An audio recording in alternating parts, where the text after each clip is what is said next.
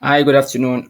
You're welcome to another session of the Startup Growth Program, brought to you by Startup Launch Code, a growth focused marketing agency for startups in Africa and the world at large. So, Startup Growth Program is a bi weekly session where we discuss different um, topics as it regards startup growth. So today we'll be looking at discussing a powerful concept that you can actually use to supercharge your startup growth. So yeah, today we'll be looking at understanding viral loops for startup growth. During the course of this program, we'll be looking at what exactly is viral loop and why is it important for you to adopt the concept of viral loops for your startup growth. Before we dive in, a little introduction about myself. My name is Dawud Kendi. I'm a growth specialist with Startup Launch Code. So, what are those things we'll be looking at during the course of this particular discussion? So, we'll be looking at the introduction. Then we'll also be touching a little bit of what exactly do we mean by viral loop. Then we'll be looking at why does viral loop matter as it relates to startup growth. Then you'll also be looking at some of the elements of viral loop, steps to creating viral loop, then measuring your viral loop, and some of examples of startups and companies that actually adopted this concept to actually grow their business. So let's dive in. So I would advise you take you get a pen and a paper so you can actually jot things down as we'll go into the topic of discourse. So, little bit about viral loop.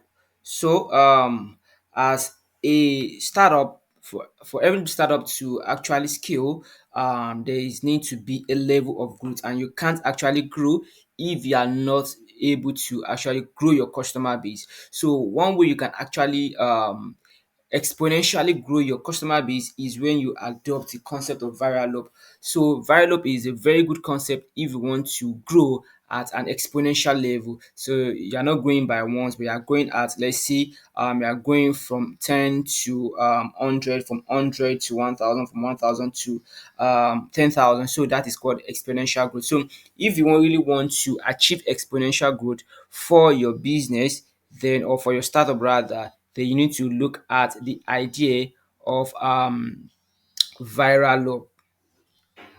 So yeah, what exactly is viral loop? So this is just a simple diagram to illustrate what viral loop is all about. You can see here at the top here we have when a new user signs up, and when they sign up, they have the desire to actually share your product with friends and family, so that they can also come on board. Once they do that, they share and invite other guys to join, and once they join, those set of people also what go through the cycle. So is that's why it's called a loop. A loop is something that goes in cycle. So you need to sign up, they have the desire to share, they share, and people see the content they share, they also join the platform, and the loops continues to go like that. So that is just a simple representation of what a viral loop looks like. So what exactly is viral loop? So from the definition here, it says a viral loop is a growth strategy that encourages users to refer others to your product or services, creating a self-sustaining cycle of growth. So just like our illustration says here, so when you're talking about viral loop, it's just a growth strategy that you adopt where you have an existing users share your product or services with others, and these guys join the platform, and this cycle continues. So let's say user A joins the platform, use the platform gets value, then they are encouraged to actually share that information about your product or services to others. And those guys, that's person B, also download the product or use the service, and they also would share your product to person C. So the loops just go on and on. So viral loop is just a simple growth strategy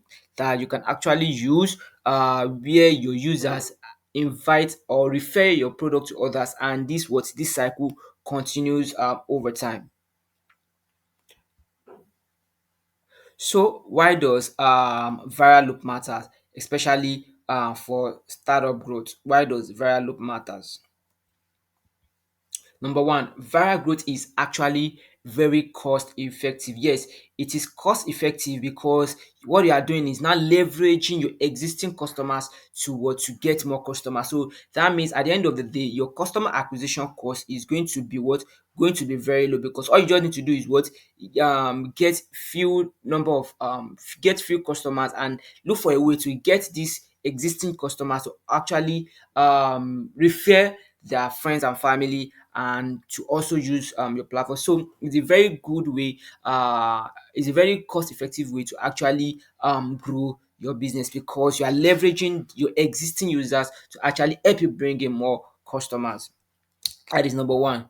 Number two, yes, it also help you improve customer retention. So because reverse system works, because people will not share product that they've not gotten value from. They will not share product that is not working for them. So what it means is that you are able to retain more customers, and because you're able to retain them over time, they are always willing to actually ready to refer other people to actually want to use your product. So um viral loop X is actually a good way that you can actually use to retain customer, because they know, yes, they are getting values, and yes, they also want other people to actually gain from what they are also using.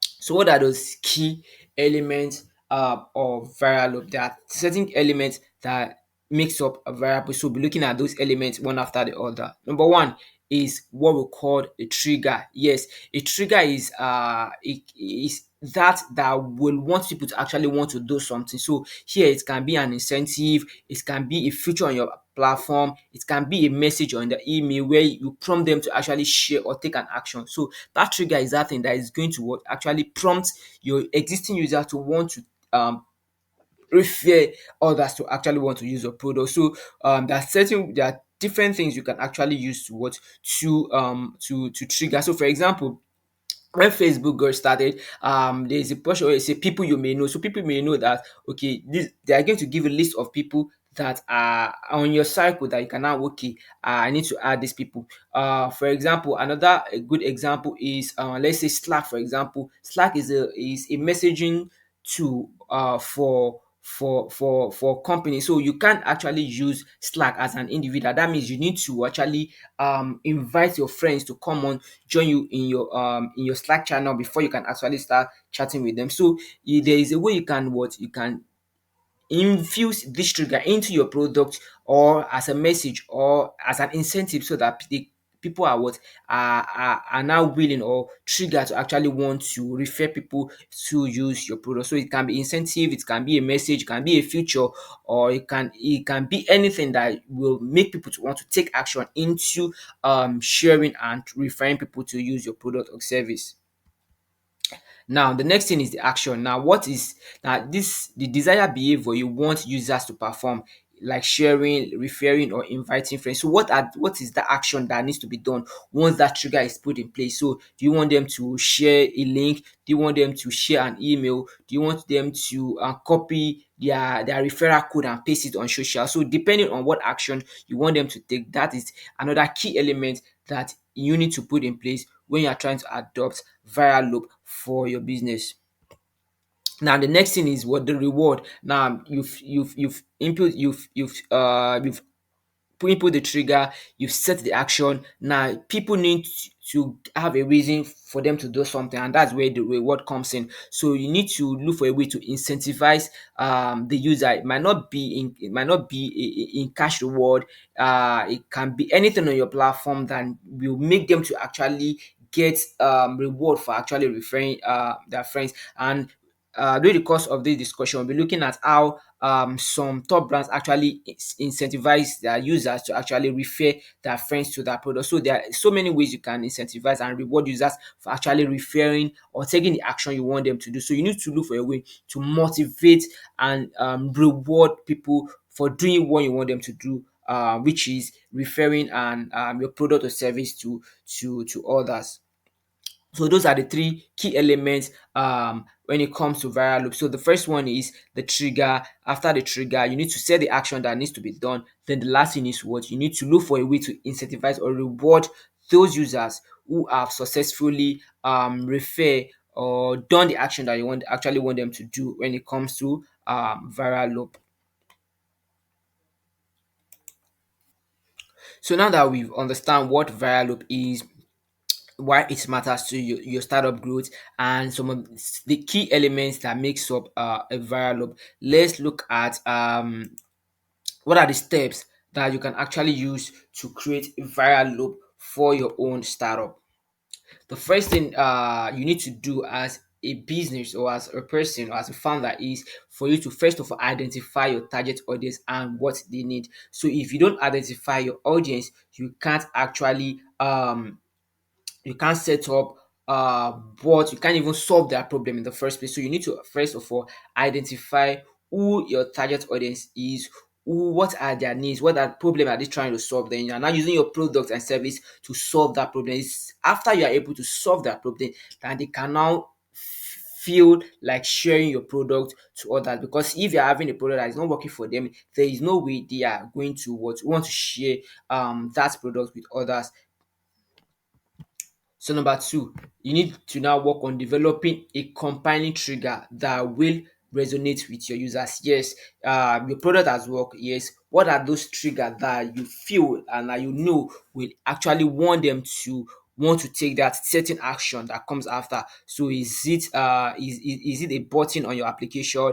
Is it a message? Is it a whatever you feel is going to be a good enough trigger to actually want them to take action? Then you need to actually come up with that combining trigger as well to wanting them to take the desired action you want to take. Then number three, yes, remember we said after you've have gotten your trigger, you need now to put in the action that they need to do to actually make them to want to share and refer people to your product. So you need to make sure that action is not tedious, it is frictionless, it is simple. It can be as simple as pressing a share button on your application. It can be as easy as clicking the share in your email. It should be as simple as copying a link and pasting it on their social. So shouldn't make the process to be too cumbersome. If it is, people will fall out during the process. You need to make sure that the process or the action that needs to be done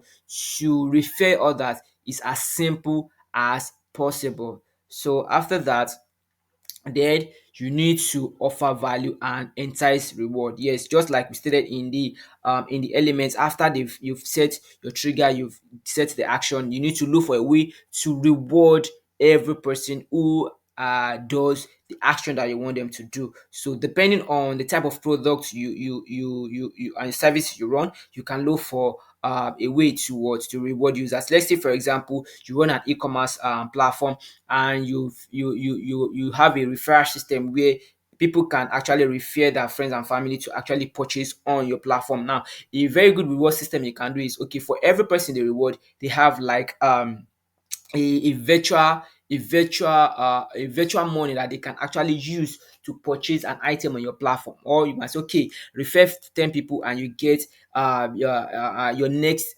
delivery should be free. So just look for a way that you can reward your users on your platform, and that way it encourages them to actually want to refer others to actually use your product or refer your product rather.